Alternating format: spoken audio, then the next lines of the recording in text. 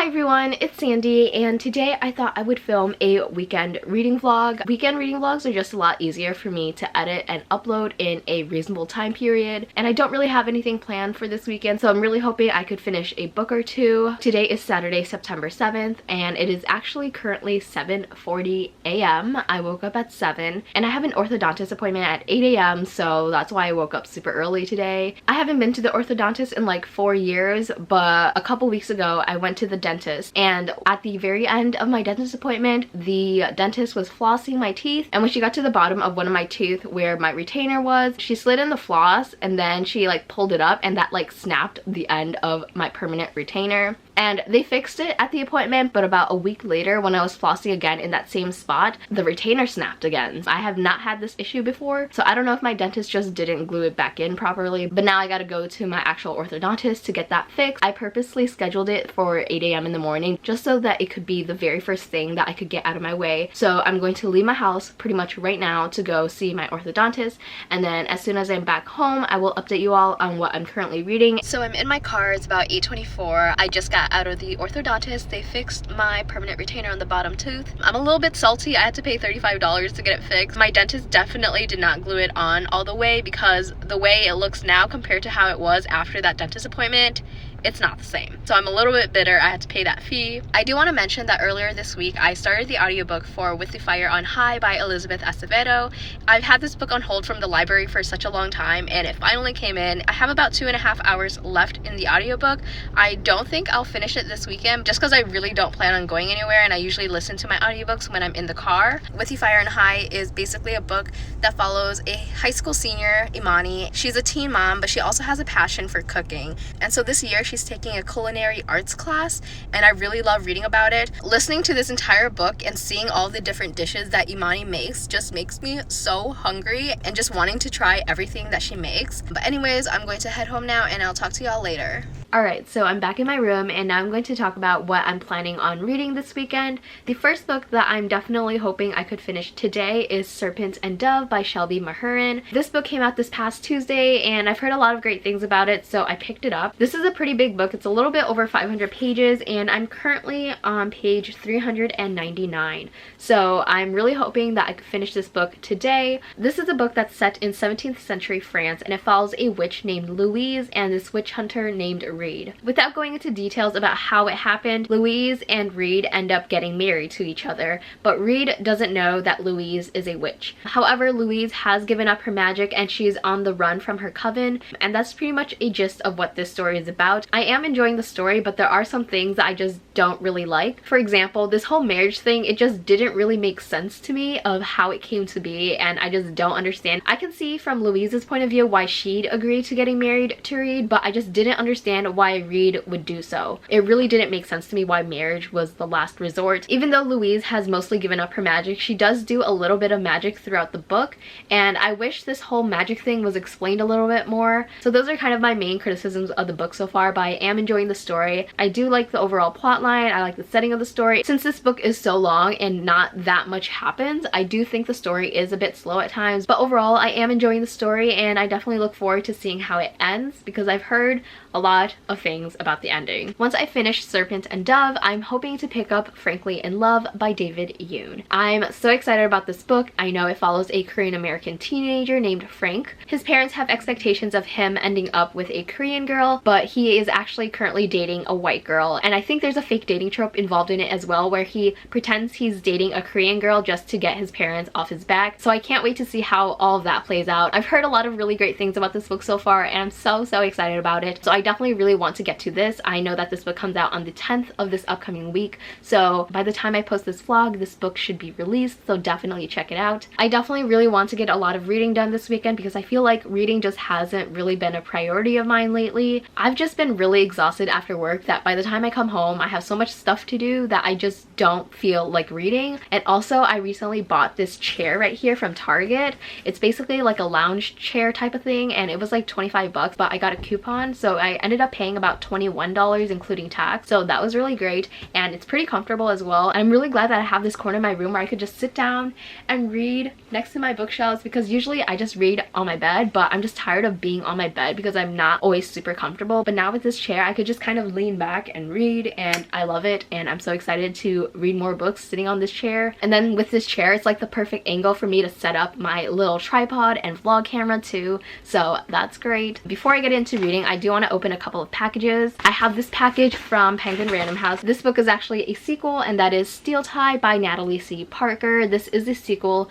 to Seafire. I read Seafire sometime this year. I listened to it as an audiobook and I really enjoyed it, so I'm looking forward to picking up the sequel. I definitely think I have to do a reread of Seafire before getting into the sequel, just so all the information is fresh in my mind and I'm not confused as to what's going on. If you don't know what Seafire is about, it is a fantasy book and it follows this main character named Caledonia, and she is the captain of an all-female crew. She and her crew are just trying to survive on sea, but also trying to take down this enemy crew called the Bullets. So that's pretty much what the first book is about, and I'm looking forward to seeing what happens next in the second one. Next, I'm going to be unboxing my book of the month package for September. I don't even remember what book I chose because it was a while ago. So I chose a book that I didn't really hear anyone really talking about, but I'm really excited about this book because it sounds so good. It's currently wrapped in plastic, so I'm trying to get that plastic off. But the book that I chose is The Stars and the Blackness Between Them by Junauda Petrus. All I knew about the story when I selected it was that it follows two black main characters and there's a sapphic relationship in it as well. It follows two 16-year-old characters. The first one is Audrey. She's from Trinidad. She is moving to America with her dad because her mom caught her with her secret girlfriend who happens to be the pastor's granddaughter. So Audrey is now moving to Minneapolis. And then the second character lives in Minneapolis. Her name is Mabel, and she's trying to figure out why she feels the same way about her ex Terrell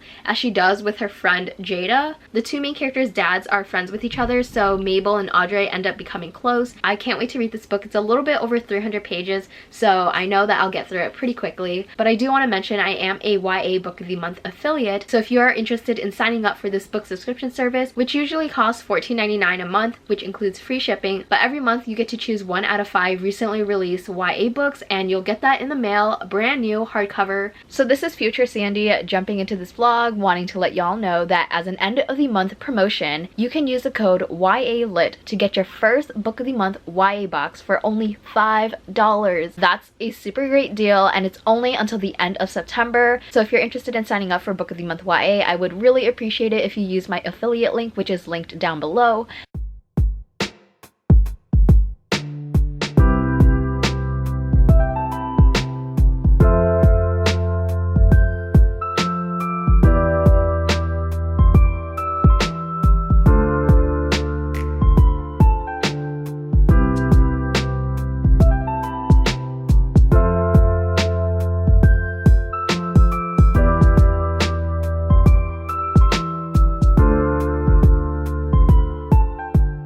So I just finished Serpent and Dove, and while I was reading the ending, I was just like, what the hell is happening? I'm so confused, but also the ending was intense. There are some things I still have questions about. Obviously, I'm not going to give spoilers, but the whole Madame LaBelle situation, mostly concerning her relationship with another character, I just feel like it wasn't explained well. And then there was this whole magic situation towards the end, and I'm just confused as to what happened and how it happened. Like I mentioned earlier, I don't really understand Lu's magic and how she does magic. The story does use the word patterns whenever Lu does magic or whatever, and I just don't really understand how that works. And so when that came to play at the end of the story, I just was confused as to what was happening and how that could have happened. But overall, I did enjoy the story. I really like the banter and chemistry between Lu and Reed. It is an enemies to lover type of relationship, and while I love reading those types of stories, I just feel like there wasn't enough development in the relationship. I can totally understand their attraction to one another, but when they say stuff like, oh, this person is the love of my life and I would die without that person, stuff like that just kind of has me, you know, rolling my eyes. But I do really like their relationship and all of their inside jokes. But overall, I think I would give this a 4 out of 5 stars. I'm going to take a little break from reading, maybe catch up on some YouTube videos, and then I'll continue Frankly in Love later tonight.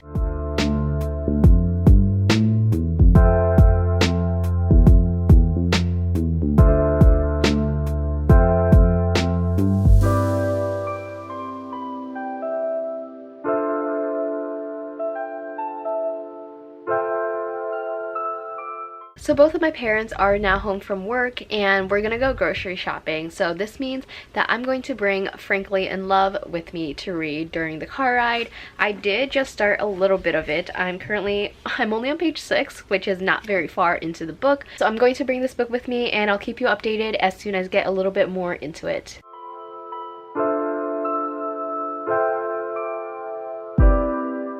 So it's currently 8:18 p.m. and I'm in bed. I just got out of the shower, but I wanted to give a quick update on where I'm at with Frankly in Love. I only read up to page 60 while I was in the car going grocery shopping with my parents. I am really liking it so far, and I do find myself relating to some of the experiences that the main character goes through. Frank does begin dating this white girl named Britt, and I do think this whole relationship is happening pretty quickly. At the moment, I don't mind it that much because I know that there's going to be a fake dating trope thrown in, so I definitely want to get some more reading done tonight and hopefully get through a good chunk of it tomorrow. The past couple hours I've just been watching Jane the Virgin. That's just the new show that I'm currently binging. I just started the show this past summer and I'm currently on season 3. I don't know what episode I'm on, but I know that I'm almost done with season 3. It's not my favorite show, but I also can't stop watching it, and it's a show that I'm really enjoying at the moment. Right now I'm going to read a few chapters and I'll talk to y'all soon. Hi everyone, so it's Sunday now. It's about 10 a.m. in the morning. I've been up since 8. Today is my day to get shit together. I just have a lot going on at the moment. So as for where I am with Frankly in Love, I've only read like 40 pages last night,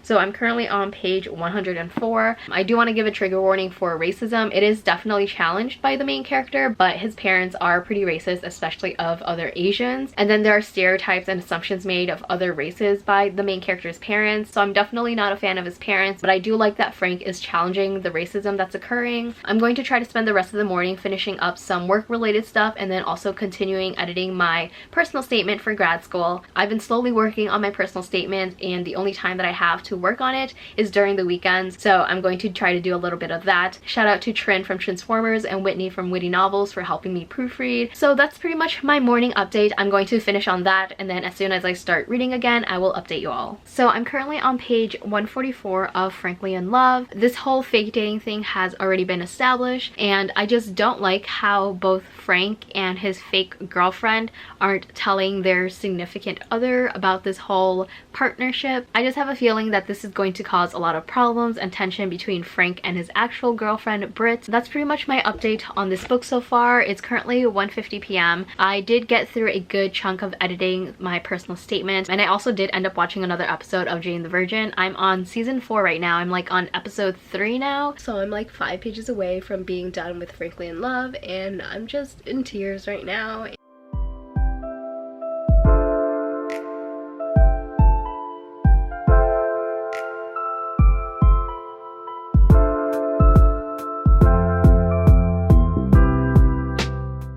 Crying so much that I can't even read the book because my vision is completely blurry and filled up with tears.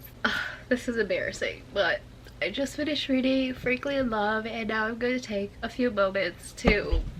So it's been like 10 minutes. I've finally stopped crying. I feel like my nose is really red right now. My eyes are kind of swollen from all the crying and the tears. So just a little recap. The first book that I finished this weekend is Serpent and Dove by Shelby Mahurin, and I gave this a 4 out of 5 stars. And then obviously I finished Frankly in Love by David Yoon. I was kind of conflicted about how I want to rate this story, and I feel like I might change my rating later on. For now, I think I'm going to give it a 4 out of 5 stars because for most of the story I was enjoying it, but I just didn't love the story. The way the story went was very unpredictable. Like, I did not expect that in a million years when picking this book up. I definitely found myself relating a lot to Frank's experiences, especially when it comes to his family dynamics. Frank doesn't speak Korean, I don't really speak Cantonese or Vietnamese, and then at the end I just started bawling. Definitely stay tuned for my September wrap-up because I won't be as much of a mess as I am right now. Also, there is a side character that comes out at the very end of the story, and I feel like it was kind of used as like a plot twist, and I don't like that the author waited till the very end of the story to reveal that. So this is the end of my reading vlog. Thank you so much for watching and for bearing with me as I cry my eyes out while reading Frankly in Love. I hope you enjoyed this vlog, and I will see you next time. Bye!